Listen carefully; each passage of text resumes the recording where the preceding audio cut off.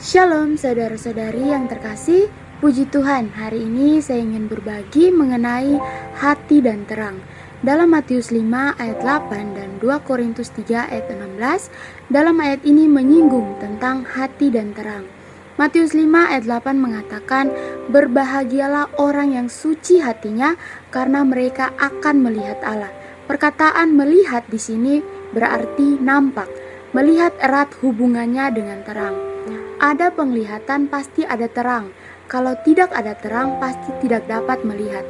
Di sini bahkan dikatakan mereka akan melihat Allah. Allah adalah terang, karena itu melihat Allah berarti juga melihat terang. Hati yang suci adalah syarat untuk melihat terang.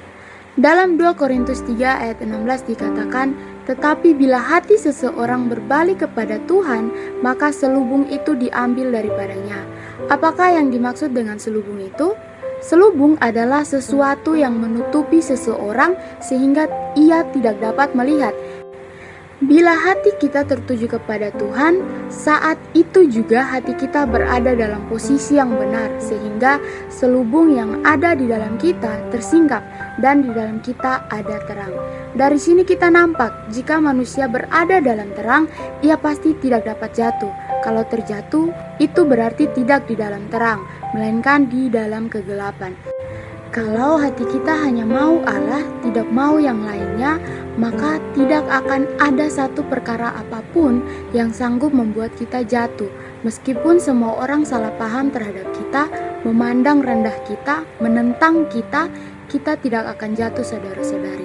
Karena hati kita tidak mengharapkan orang lain memahami kita, menjunjung tinggi kita, mengerti perasaan kita, memuji kita. Hati kita hanya mau Allah.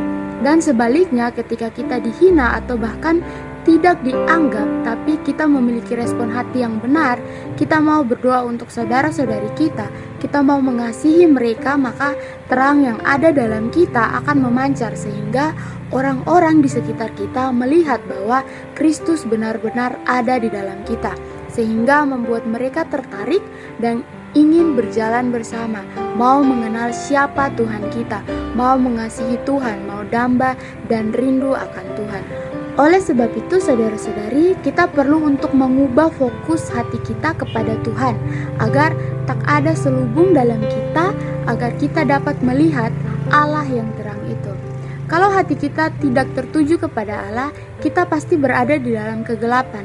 Sungguh sangat kasihan saudara-saudari. Ketika hati kita tertuju kepada Allah, kita akan nampak terang. Begitu kita beroleh terang, keadaan kita yang tidak benar dengan sendirinya akan terlepas dari diri kita. Hati benar, muncullah terang. Begitu ada terang, sedikitnya pasti akan membuat kita terlepas dari sedikit kesalahan. Semakin banyak pancaran terang, semakin banyak pelepasan. Kalau kita dapat terlepas dari kesalahan-kesalahan kita, ini membuktikan bahwa kita adalah orang yang berada dalam terang. Setiap orang yang ingin beroleh terang, terlebih dahulu harus menanggulangi hatinya. Amin. Tuhan Yesus memberkati. Shalom.